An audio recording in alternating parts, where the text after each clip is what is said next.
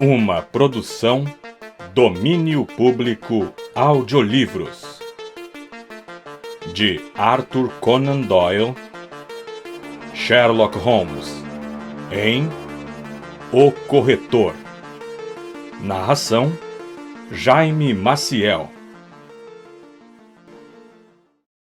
Antes de começar o vídeo, curta, compartilhe e caso ainda não seja inscrito no canal, clique no botão inscreva-se.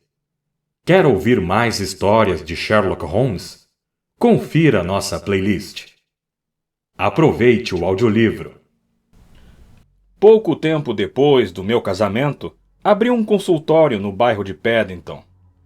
O velho, Sr. Farquhar, de quem eu o comprei, tivera excelente clientela, mas a idade e uma doença semelhante à dança de São Vito que o atacara reduziram-na consideravelmente. O público, como é natural, parte do princípio de que quem cura os outros deve ser sadio, e olha com desconfiança os poderes curativos de alguém que parece incapaz de curar a si próprio. Assim, à medida que meu antecessor ficava mais fraco, sua clientela diminuía, e quando eu o substituí, seus lucros haviam caído de 1.200 libras anuais para pouco mais de 300. Mas, confiante na minha juventude e energia, eu estava convencido de que, em poucos anos, a clientela estaria maior do que nunca. Nos primeiros 3 meses após a compra da clínica, fiquei muito concentrado no trabalho e via muito pouco meu amigo Sherlock Holmes, porque estava ocupado demais para ir até a Baker Street. E ele raramente ia a algum lugar, a não ser por motivos profissionais. Portanto, fiquei surpreso quando, certa manhã de julho, enquanto lia o British Medical Journal depois do café, ouvi a campainha, seguida da voz alta e um tanto estridente do meu velho amigo. Ah, meu caro Watson! Disse, entrando na sala. Estou encantado em vê-lo. E espero que a senhora Watson esteja inteiramente recuperada das pequenas emoções ligadas à nossa aventura do Sinal dos Quatro. Estamos bem, obrigado. Respondi, apertando-lhe efusivamente a mão. Sentando-se na cadeira de balanço, ele continuou. E espero também que a dedicação à clínica médica não tenha eliminado completamente o seu interesse pelos nossos problemas dedutivos. Pelo contrário, respondi. Ontem à noite estive relendo minhas antigas anotações, classificando alguns dos nossos resultados. Espero que não considere encerrada a sua coletânea. De modo algum. O que mais desejo é ter mais algumas dessas experiências. Hoje, por exemplo? Sim, hoje, se quiser. Mesmo que seja em Birmingham? Certamente. E os clientes? Atendo aos do meu vizinho quando ele viaja. Ele está sempre disposto a pagar a dívida. Ah, tanto melhor! Exclamou Holmes, recostando-se na poltrona e observando-me por entre as pálpebras semicerradas. Noto que andou adoentado ultimamente. Resfriados de verão são sempre um tanto irritantes. Estive preso em casa por causa de um forte resfriado na semana passada, mas pensei que tinha me livrado de todos os vestígios dele. E livrou-se. Parece muito saudável. Então, como soube? Meu caro amigo, tenho os meus métodos. Dedução? Certamente. E como? Seus chinelos? Olhei para os chinelos novos de couro que eu estava usando. Mas como? Holmes respondeu antes que eu terminasse a pergunta. Seus chinelos são novos. Não devem ter mais que algumas semanas. As solas que você me mostra no momento estão ligeiramente arranhadas. Primeiro, pensei que se tinham molhado e depois queimado ao secar. Mas na parte interna há um pequeno círculo de papel com a marca do vendedor. A umidade o teria removido, é claro. Então, você tem ficado com os pés estendidos para o fogo. O que alguém dificilmente faria, mesmo num mês de junho úmido como este, caso estivesse com a saúde perfeita. Como todos os raciocínios de Holmes, aquele era a própria simplicidade depois que ele explicava. Leu o pensamento estampado no meu rosto e seu sorriso tinha um traço de amargura ao dizer: Temo que eu me revele demais ao dar explicações. Resultados sem causas são bem mais impressionantes. Está disposto a ir a Birmingham? É claro. Qual é o caso? Você saberá no trem. Meu cliente está esperando lá fora numa carruagem. Pode sair agora? Um momento. Rabisquei um bilhete para o meu vizinho. Fui explicar o caso à minha mulher e encontrei-me com Holmes no patamar da entrada. Seu vizinho é médico? Perguntou, indicando com a cabeça a placa de bronze. Sim, comprou a clínica, assim como eu. Clientela antiga? Tão antiga quanto a minha. Os 2 consultórios foram abertos logo que a casa foi construída. Neste caso, você ficou com a melhor parte. Creio que sim, mas como é que você sabe? Pelos degraus, meu rapaz. Os seus estão muito mais gastos que os dele. O cavalheiro que está na carruagem é meu cliente e se chama Hal Pycroft. Permita que o apresente. Chicoteie o cavalo, cocheiro, pois temos o tempo exato para pegar o trem. A pessoa diante da qual me sentei era um rapaz de boa estatura, rosto corado, expressão franca, honesta e com um bigodinho louro. Usava uma cartola lustrada e um sóbrio terno preto, que lhe davam a aparência exata daquilo que era. Um esperto homem da cidade, pertencente à classe denominada Cockney, mas que fornece excelentes regimentos de voluntários e gera uma quantidade maior de bons atletas e desportistas do que qualquer outro grupo dessas ilhas. Seu rosto, redondo e vermelho, era naturalmente animado, mas os cantos da boca pareceram-me inclinados para baixo, numa preocupação quase cômica. Só quando nos encontrávamos num vagão de primeira classe e a caminho de Birmingham é que soube qual o problema que o levara a procurar Sherlock Holmes. Dispomos de 70 minutos, observou Holmes. Sr. Hal Pycroft, quero que conte ao meu amigo a sua interessante experiência, exatamente como me contou, e com maiores detalhes, se possível. Seria útil para mim ouvir novamente a sequência de acontecimentos. Trata-se de um caso, Watson, que pode conter algo ou não conter coisa alguma, mas apresenta características insólitas e absurdas, tão atraentes para você como para mim. Agora, Sr. Pycroft, não voltarei a interrompê-lo. Nosso jovem companheiro virou-se para mim com um brilho malicioso nos olhos. O pior da história é mostrar que sou um perfeito idiota. Talvez tudo dê certo, é claro, e não vejo como poderia ter agido de outro modo. Mas se perdi meu emprego e não obtiver nada em troca, sentirei que fui crédulo demais. Não sou um bom contador de histórias, Dr. Watson, mas foi isto que me aconteceu. Eu trabalhava na Coxon e Woodhouse de Draper Gardens, mas eles foram atingidos no início da primavera pelo escândalo do empréstimo venezuelano, como deve se lembrar, e sofreram um duro golpe. Como trabalhei com eles durante 5 anos, o velho Coxon deu-me uma excelente carta de recomendação quando houve a quebra. Mas é claro que todos nós, os corretores, fomos para a rua. Éramos 27.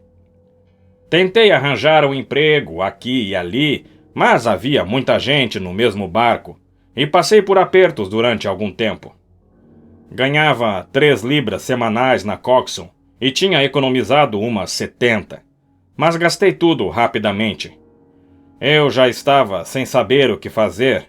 Mal conseguia dinheiro para comprar envelopes e pagar os selos para responder aos anúncios. Gastei as solas dos sapatos subindo escadas e parecia continuar tão longe de arranjar um emprego como no início. Finalmente, descobri uma vaga na Mawson Williams, a grande firma de corretagem da Lombard Street. Creio que corretagem não está entre os seus interesses, mas posso afirmar que se trata de uma das firmas mais prósperas de Londres. O anúncio devia ser respondido somente por carta. Enviei meu currículo e cartas de recomendação, mas sem qualquer esperança de conseguir o lugar. A resposta veio prontamente, dizendo que eu deveria me apresentar na segunda-feira seguinte e assumir logo, contanto que minha aparência fosse satisfatória. Ninguém sabe como funcionam essas coisas. Há quem diga que o gerente se limita a enfiar a mão na pilha de cartas e abrir a primeira que pegar. Seja como for, tive sorte e nunca me senti tão satisfeito na vida. O salário era 1 libra semanal acima do que eu ganhava, e minhas obrigações eram mais ou menos as mesmas que tinha na Coxon. Chegamos agora à parte estranha do caso. Eu morava em Hampstead. Potter's Terrace 17 era o endereço. Bem, eu estava sentado, fumando, na noite em que me prometeram um emprego, quando minha senhoria subiu, trazendo um cartão que dizia Arthur Pinner, financista. Eu nunca ouvira esse nome antes e não podia imaginar o que o sujeito queria, mas é claro que o convidei a subir. Era um homem de estatura mediana, cabelos, barba e olhos pretos, nariz um tanto recurvo. Caminhava com passos decididos e falava de modo incisivo, como alguém que conhecesse o valor do tempo. Sr. Hal Pycroft. Sim, senhor. Respondi, convidando-o a sentar-se. Trabalhou ultimamente em Coxon e Woodhouse? Sim, senhor. E pertence agora à equipe de Mawson? Exatamente. Bem, o fato é que ouvi histórias extraordinárias a respeito do seu talento financeiro. Lembra-se de Parker, que foi gerente da Coxon? Ele fala nisso com frequência. Claro que fiquei satisfeito ao ouvir isso. Sempre fui bastante ativo no escritório, mas nunca imaginei que se comentasse na cidade a meu respeito em termos elogiosos. Tem boa memória? Razoável. Respondi modestamente. Ficou em contato com o mercado enquanto esteve desempregado? Claro. Lia diariamente as cotações da Bolsa de Valores. Isto mostra verdadeira dedicação. É assim que se prospera. Importa-se que eu faça um teste? Vejamos como estão as Ayrshires. Entre 106 e 105 e um quarto. E a New Zealand Consolidated? 104. E a British Broken Hills? Entre 7 e 7,6. Maravilhoso! Exclamou com um gesto exuberante. Isto comprova tudo o que me disseram. Rapaz, você é bom demais para ser um simples corretor da Mawson. Isso me surpreendeu, como vocês podem imaginar. Eu disse: tem gente que não pensa exatamente como o senhor. Foi com muita dificuldade que consegui o emprego e estou muito satisfeito com ele. Ora, rapaz, voe mais alto. Não está no seu verdadeiro elemento. Vou dizer o que penso a respeito. O que tenho a oferecer é pouco diante da sua capacidade, mas, comparado ao que lhe oferece Mawson, é como a noite para o dia. Vejamos, quando começará a trabalhar lá? Na segunda-feira. Vou arriscar uma pequena aposta. Você não irá para lá. Não vou trabalhar na Malson? Não, senhor. Nesse dia, será o gerente financeiro da companhia Franco Midland Hardware Limitada, com 134 filiais em cidades e aldeias da França, sem contar uma em Bruxelas e outra em San Remo. Aquilo me tirou o fôlego. Nunca ouvi falar nessa companhia. Respondi. É bem provável. O negócio funciona discretamente porque o capital é inteiramente privado e a coisa é atraente demais para ser aberta ao público. Meu irmão, Harry Pinner, é o responsável e tem o cargo de diretor-gerente. Ele sabia que eu tinha conhecimento do meio aqui na cidade e pediu-me que escolhesse um bom elemento, um rapaz decidido, cheio de vigor. Parker falou-me a seu respeito e é por isso que estou aqui. Nós podemos oferecer-lhe uns míseros 500 para começar. 500 por ano? Exclamei. Só para começar, mas ganhará uma comissão de 1% sobre o total dos negócios realizados pelos nossos gerentes. E garanto-lhe que o montante será superior ao seu salário. Mas eu não sei nada sobre o comércio de ferragens. Ora, rapaz, você entende de finanças. Eu estava tonto. Mal conseguia ficar sentado na cadeira. Mas, de repente, ocorreu-me uma dúvida. Serei franco, eu disse. A Malson ofereceu-me apenas 200, mas representa segurança. Além disso, sei tão pouco a respeito de sua companhia que... Ah, rapaz esperto! Ele exclamou encantado. É exatamente a pessoa que procuramos. Não se deixa convencer logo de saída e tem toda a razão. Aqui está uma nota de 100 libras. Se achar que podemos trabalhar juntos, guarde-a no bolso como adiantamento de salário. É uma bela quantia. Quando devo assumir o cargo? Esteja em Birmingham amanhã às 13 horas. Tenho aqui no bolso um bilhete que deverá entregar ao meu irmão. Você o encontrará na Corporation Street, 126B, onde estão localizados os escritórios provisórios da firma. É claro que ele precisa confirmar o seu contrato. Mas, cá entre nós, tudo correrá bem. Não sei como agradecer, Sr. Pinner. Nem pense nisso, meu rapaz. Você merece. Há 2 pequenos detalhes, simples, formalidades que preciso acertar com você. Tem papel por aí? Escreva, por favor.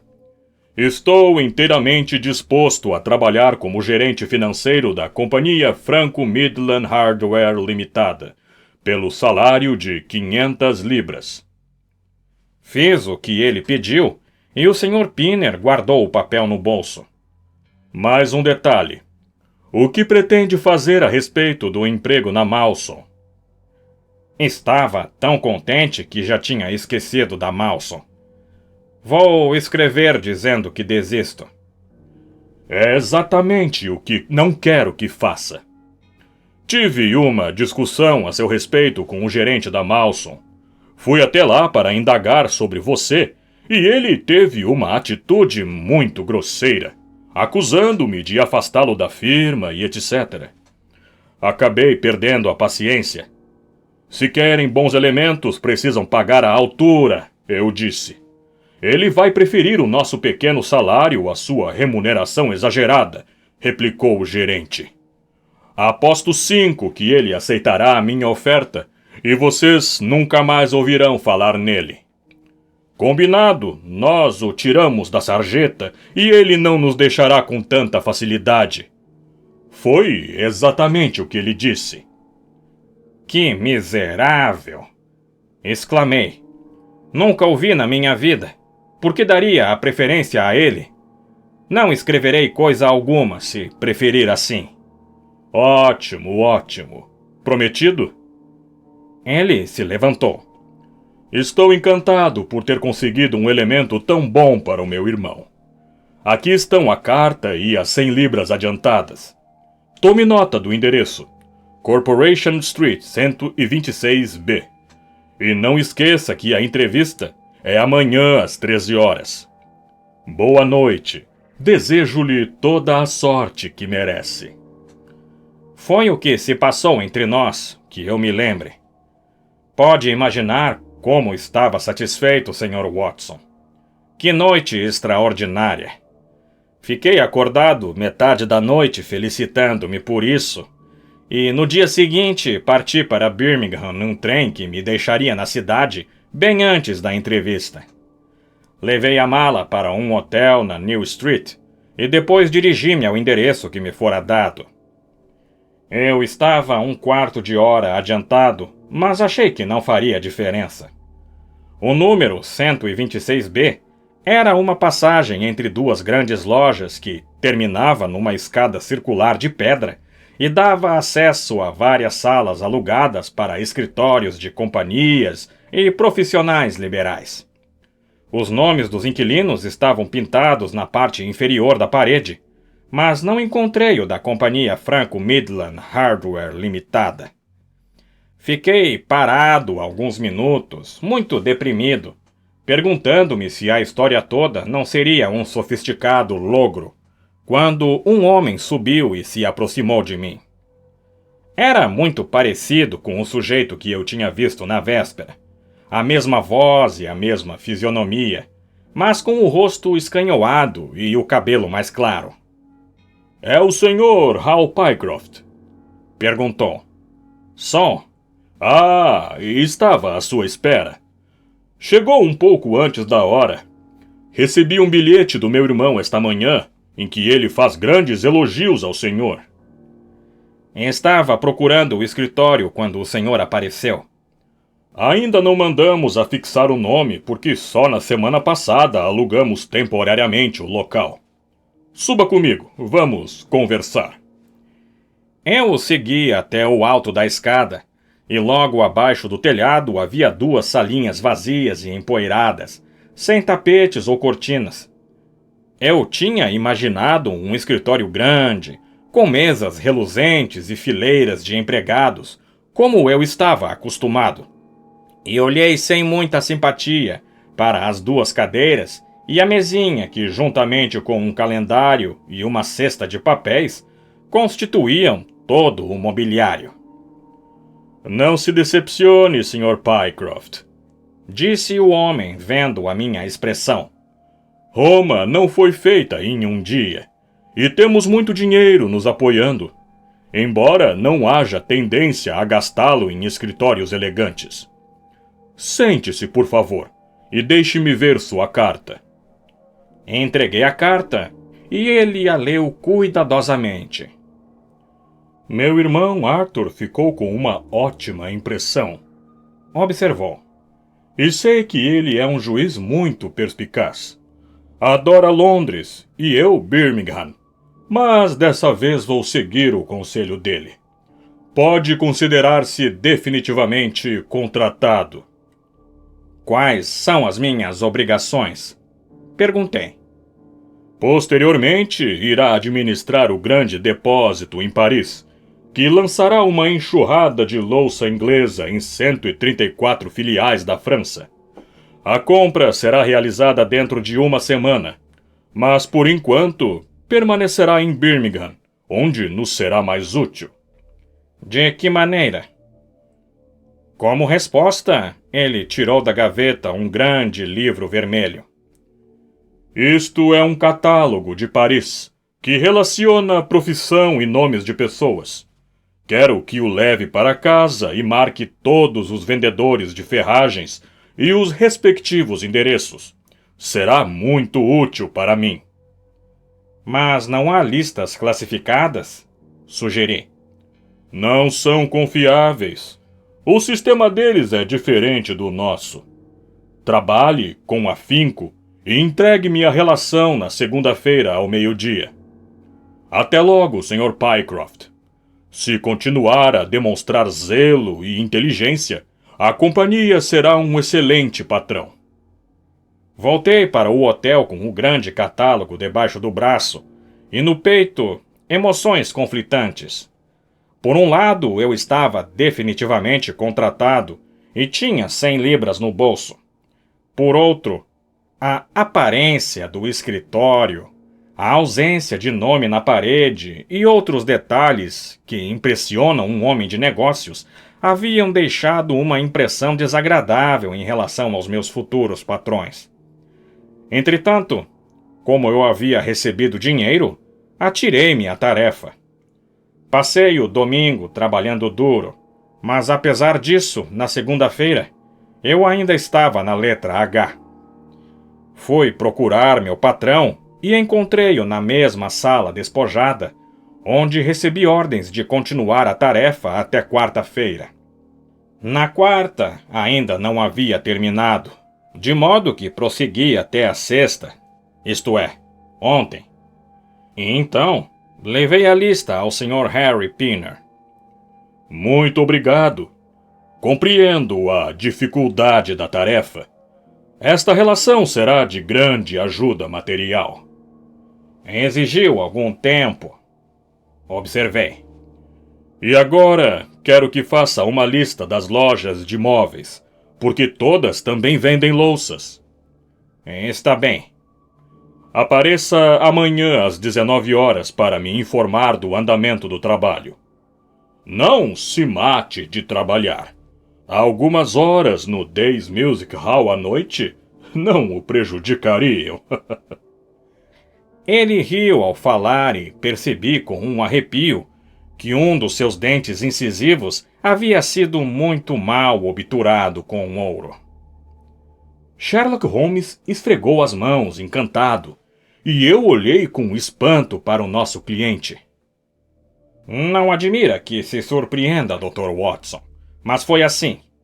Quando conversei com um outro sujeito em Londres, e ele riu porque eu não iria trabalhar em Malson, notei nele um dente obturado com ouro de maneira idêntica.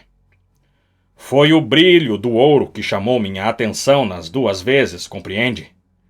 Juntando isso ao fato de que a fisionomia e a voz serem as mesmas, e as únicas coisas diferentes podiam ser conseguidas facilmente com uma navalha e uma peruca, não pude duvidar de que se tratava do mesmo homem.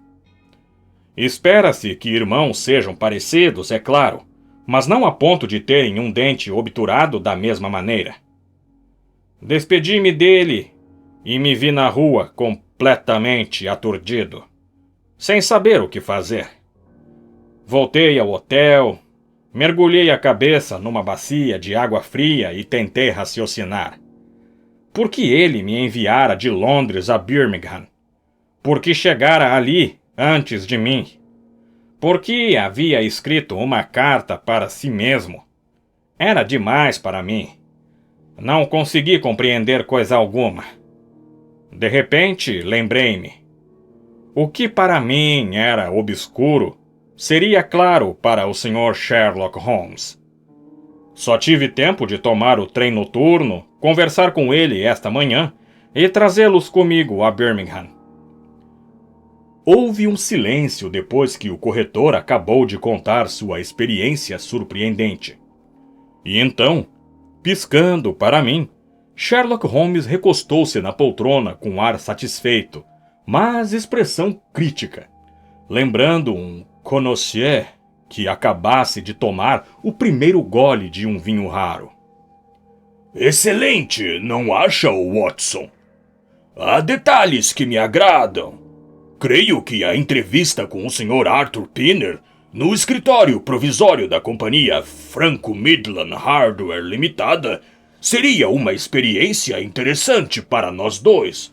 Você não concorda? Mas como? Perguntei. Muito fácil, disse Hal Pycroft alegremente. Os dois são amigos meus à procura de emprego. Nada mais natural que levá-los ao diretor administrativo. Exatamente, é claro, disse Holmes. Gostaria de dar uma olhada no cavalheiro e ver se descubro qual é o jogo dele. Que talentos tem você, meu amigo, que tornam tão valiosos os seus serviços? Ou será possível que... Começou a roer as unhas com olhos fixos na janela, e não lhe arrancamos uma só palavra até chegarmos a New Street. Às 19 horas, nós três percorremos a Corporation Street, a caminho do escritório da companhia. É inútil chegar antes da hora, disse o nosso cliente. Aparentemente, ele só vai até lá para falar comigo, porque o local fica deserto até a hora marcada.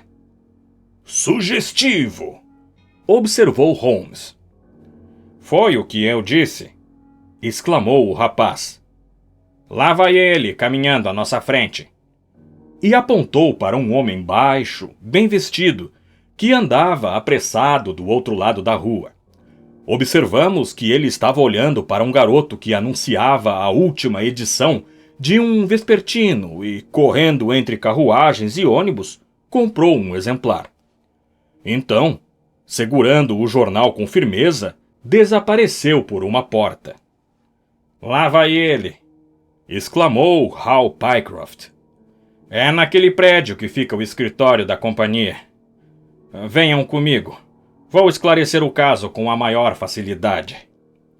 Seguindo, subimos 5 andares e nos encontramos diante de uma porta entreaberta, na qual o nosso cliente bateu. Uma voz convidou-o a entrar e penetramos numa sala despojada, sem mobília, exatamente como Hal Pycroft havia descrito.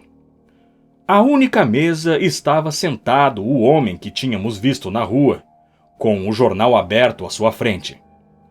Quando ergueu o rosto, tive a impressão de que nunca vira fisionomia tão marcada pela dor. E algo além da dor.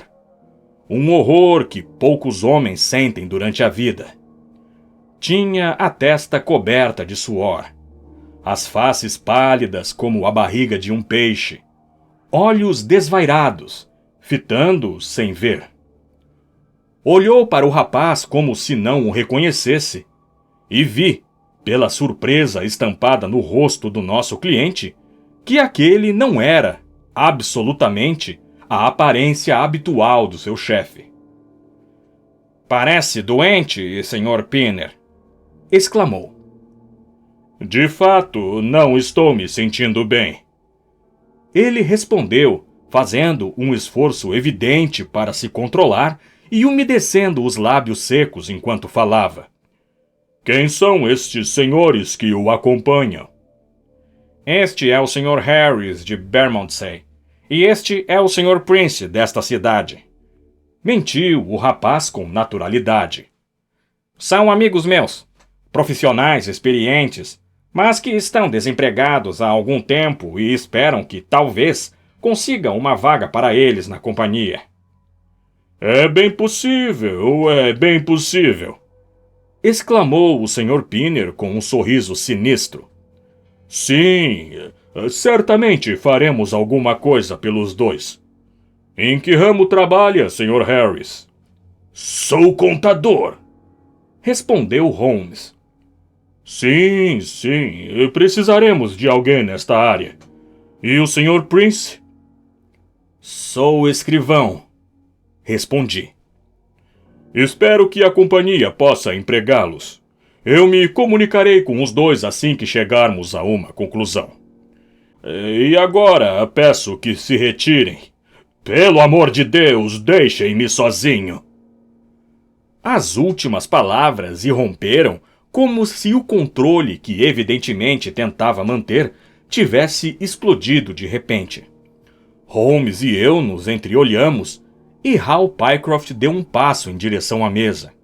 Esquece, Sr. Pinner, que estou aqui a seu pedido para receber instruções suas? Certamente, Sr. Pycroft, certamente, respondeu o homem em tom sereno. Espere aqui um momento, e não há motivo para que seus amigos não esperem também.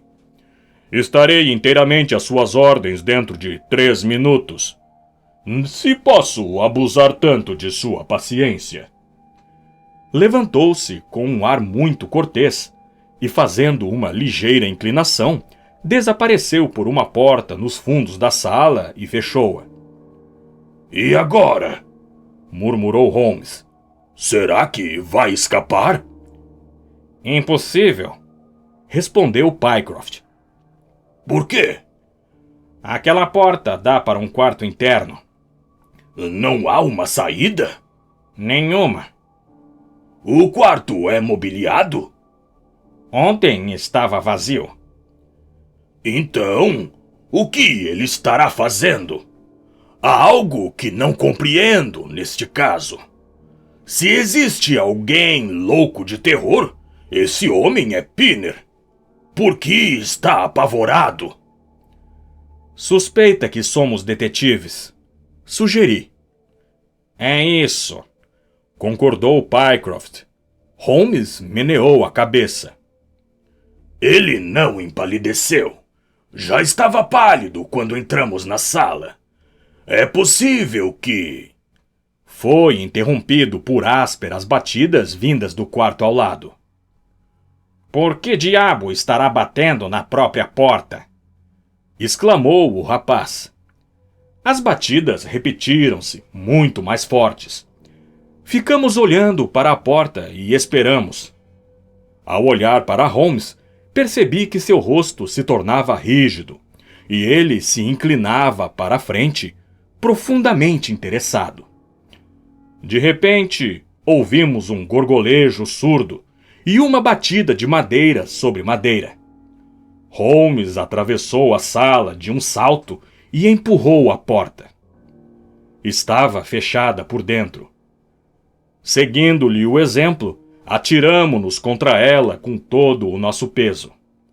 Uma das dobradiças cedeu, depois a outra, e a porta caiu com um estrondo. Passando sobre ela, entramos no quarto. Estava vazio. Mas só nos detivemos por um instante. No canto mais próximo da sala de onde saíramos, havia uma segunda porta. Holmes correu para ela e escancarou-a. Um casaco e um colete estavam no chão, e de um gancho atrás da porta, o pescoço enrolado em seu próprio suspensório, pendia o diretor administrativo da Companhia Franco-Midland Hardware Limitada. Tinha os joelhos encolhidos e a cabeça caída num ângulo horrível em relação ao corpo. A batida de seus calcanhares contra a porta fora o ruído que interrompera a nossa conversa. No mesmo instante, segurei-o pela cintura e levantei-o, enquanto Holmes e Pycroft desatavam o elástico que havia desaparecido entre as dobras lívidas da pele. Em seguida, nós o carregamos para a outra sala, onde ficou deitado, rosto cinzento, respirando através de lábios arroxeados.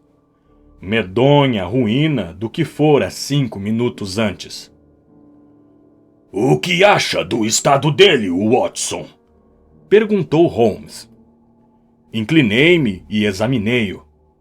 O pulso estava fraco e intermitente, mas a respiração começava a regularizar-se. As pálpebras estremeceram, revelando uma nesga branca do globo ocular. Escapou por um triz, falei. Mas escapou.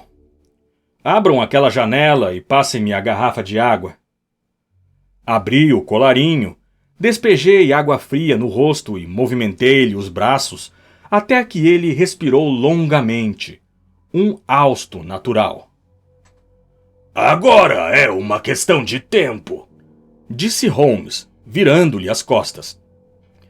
Holmes estava ao lado da mesa, as mãos enfiadas nos bolsos da calça, cabeça inclinada. Acho que devemos chamar a polícia, disse. Mas confesso que gostaria de apresentar um caso completo quando ela chegar. Para mim é um mistério total, disse Pycroft coçando a cabeça.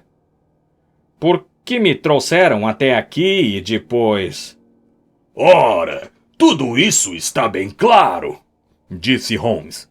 O que importa é esse último gesto inesperado. Então, compreende o resto? Creio que é bastante óbvio. O que acha, Watson? Dei de ombros. Devo confessar que não entendi nada. Se você considerar os acontecimentos desde o início, eles apontam para uma conclusão. O que é que você pensa a respeito? Bem, a história gira em torno de 2 pontos.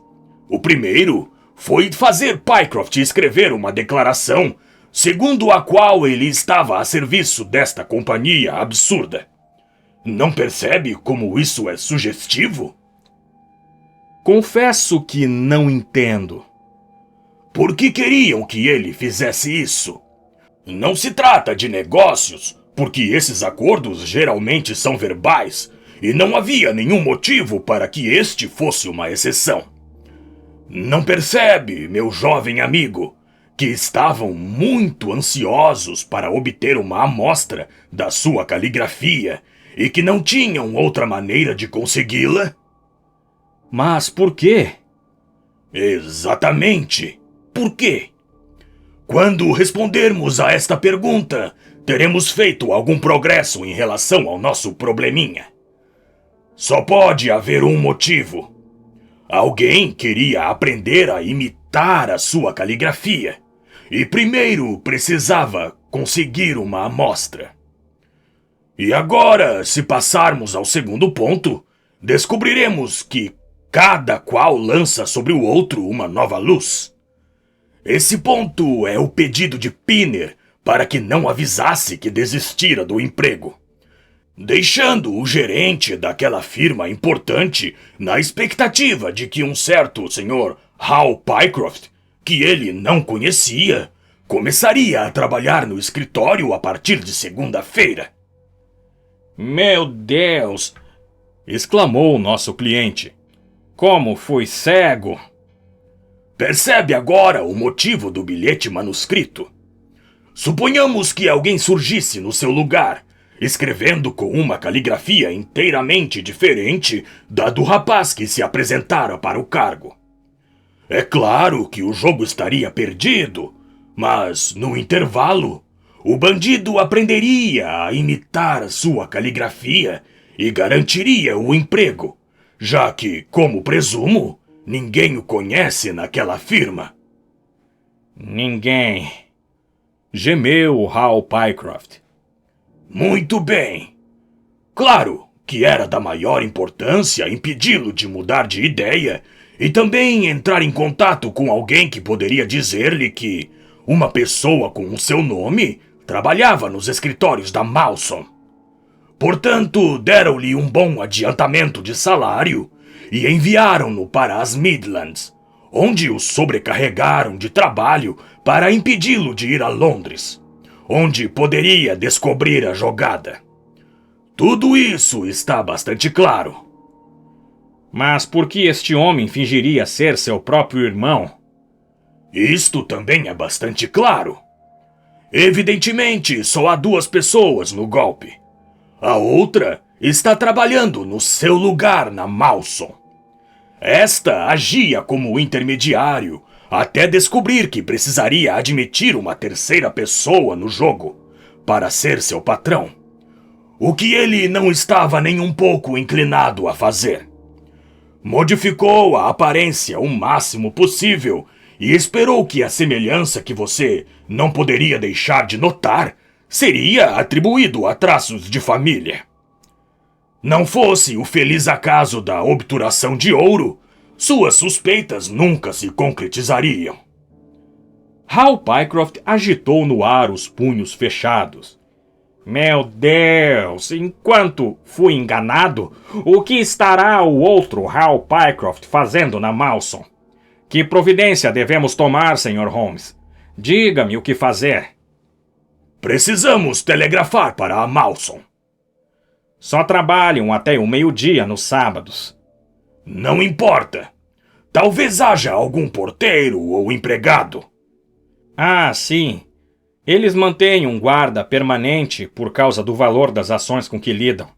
Lembro-me de ouvir esse comentário no centro financeiro da cidade.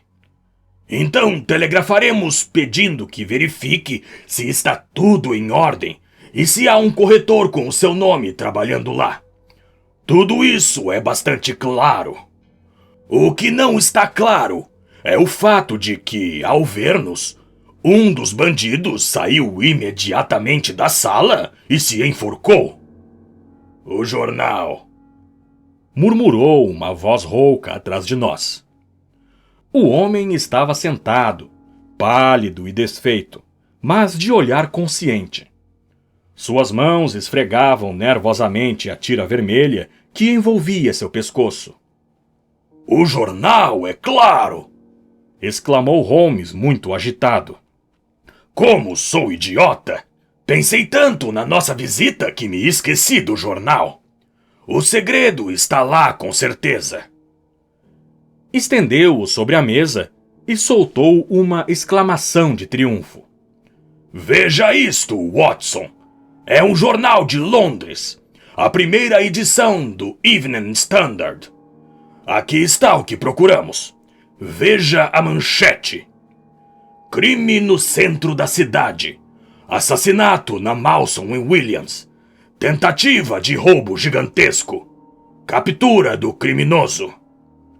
Tome, Watson. Estamos todos ansiosos para ouvir a história. Tenha a bondade de lê-la em voz alta. Pelo destaque que o jornal dera, parecia ser o acontecimento de maior importância na cidade. A matéria dizia o seguinte: uma desesperada tentativa de roubo, culminando na morte de um homem e na captura do criminoso, ocorreu esta tarde na cidade. Há algum tempo, a Mawson & Williams é depositária de títulos que chegam a um total de mais de 1 milhão de libras esterlinas. O gerente estava tão consciente da sua responsabilidade, consequência dos grandes interesses em jogo, que havia encomendado cofres do último tipo, e havia um guarda armado dia e noite no prédio. Consta que na semana passada, um novo empregado, chamado Hal Pycroft, foi contratado pela firma. Essa pessoa era ninguém menos que Bedington, o famoso falsário e estelionatário que, juntamente com um irmão, acaba de cumprir pena de 5 anos. Usando de meios que ainda não foram esclarecidos, conseguiu obter, com um nome falso, um cargo oficial no escritório, utilizando-o para conseguir moldes de diversas chaves e conhecer a posição da casa forte e dos cofres. Na Mawson, os empregados só trabalham até o meio-dia de sábado. O sargento Tucson, da Polícia Metropolitana, surpreendeu-se, portanto, ao ver um cavalheiro com uma valise descer as escadas 20 minutos depois das 13 horas. Desconfiado, o sargento o seguiu e, com a ajuda do cabo Pollock, conseguiu prendê-lo após uma resistência desesperada. Imediatamente ficou claro que um roubo audacioso e gigantesco fora cometido. Quase 100 mil libras em títulos de estradas de ferro americanas, além de um grande número de ações de Minas e outras companhias, foram encontrados na pasta. Ao examinarem o local, descobriram o corpo do infeliz vigia dobrado e atirado dentro do cofre maior, onde só seria encontrado na segunda-feira de manhã, não fosse a pronta ação do sargento Tucson. O crânio da vítima havia sido despedaçado com um golpe dado pelas costas. Não podia haver dúvida de que Bedington conseguira entrar, alegando ter esquecido alguma coisa. Depois de assassinar o vigia, fez uma rápida limpeza no cofre maior e saiu com o produto do roubo. Seu irmão, que em geral trabalha com ele, aparentemente não participou deste golpe, embora a polícia esteja fazendo investigações para descobrir o seu paradeiro. Bem, pouparemos à polícia algum trabalho neste sentido, disse Holmes, olhando para a fisionomia transtornada do homem encolhido junto à janela. A natureza humana é estranhamente complexa, Watson. Veja que até mesmo um vilão e assassino é capaz de inspirar afeto, a ponto de o irmão tentar suicidar-se ao saber que ele está ameaçado. Mas não temos escolha quanto à maneira de agir. O Dr. Watson e eu ficaremos de guarda, Sr. Pycroft. Se quiser ter a bondade de chamar a polícia. Fim.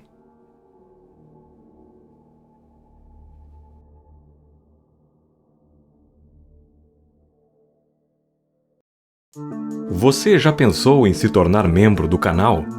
Fazendo isso, você estará ajudando o canal a crescer e alcançar mais pessoas apaixonadas por audiolivros. Outra forma de contribuir é clicando no botão Valeu, abaixo deste vídeo.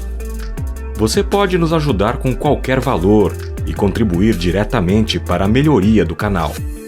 Cada doação é extremamente valiosa e nos ajuda a investir em equipamentos melhores, produzir mais conteúdo e continuar trazendo audiolivros de qualidade para você. Não deixe de visitar nosso website dominiopublicoaudiolivros.com.br para ficar por dentro das novidades do canal. Siga-nos também no Instagram e Facebook para conteúdo exclusivo. Obrigado pela sua audiência. Nos vemos no próximo vídeo, aqui no canal Domínio Público Audiolivros.